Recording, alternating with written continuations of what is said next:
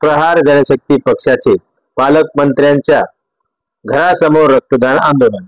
महाराष्ट्रातील शेतकऱ्यांना मुख्यमंत्री देवेंद्र फडणवीस यांनी निवडणुकी अगोदर संपूर्ण कर्जमाफी देण्याचे आश्वासन दिले होते। ते आश्वासन पूर्ण करावे व राज्यातील शेतकऱ्यांची कर्जमाफी करून त्यांचा सातबारा कोरा करावा। शेतीमालाची खरेदी ही हमी भावानेच करावी।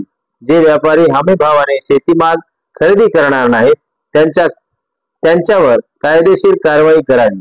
यासाठी संबंध महाराष्ट्रभर पक्षाचे प्रमुख बच्चू कडू यांच्या आदेशाने हे आंदोलन करण्यात आले। परभणीतही प्रहार जनशक्ती पक्षाच्या वतीने परभणी जिल्ह्याचे पालकमंत्री मेघना बोर्डीकर यांच्या घरासमोर आंदोलन करण्यात आले। या रक्तदान आंदोलनात एकूण 26 जणांनी रक्तदान केले। यावेळी पोलिसांचा मोठा बंदोबस्त ठेवण्यात आला होता। प्रहार जनशक्ती पक्षाचे परभणी जिल्हा प्रमुख शिवलिंग बोदरे, रामेश्वर जाधव, उद्धव गरुड, दीपक खुडे, अशोक मस्के, संजय वाघमारे, अंकुश गिरी, वैभव संघई, केशव जाधव, सिद्धेश्वर अगलावे, पवन जोगदंड यांच्यासह अनेक पदाधिकारी व कार्यकर्ते आंदोलनात सहभागी झाले होते।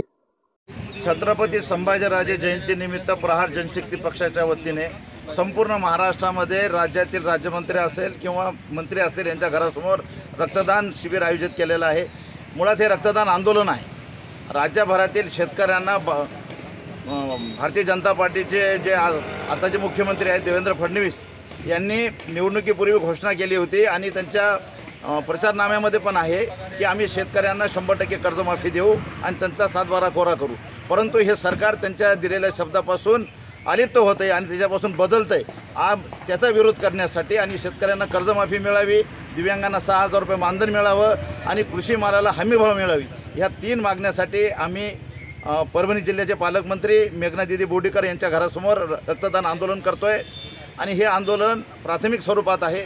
जर राज्य शासन भविष्यामध्ये जर कर्जमाफी देण्यामध्ये, दिव्यांगाला 6,000 रुपये मानधन देण्यामध्ये आणि कृषी मालाला भाव देण्यामध्ये जर सक्षम नसेल तर भविष्यातील आंदोलनं याहीपेक्षा मोठी असतील।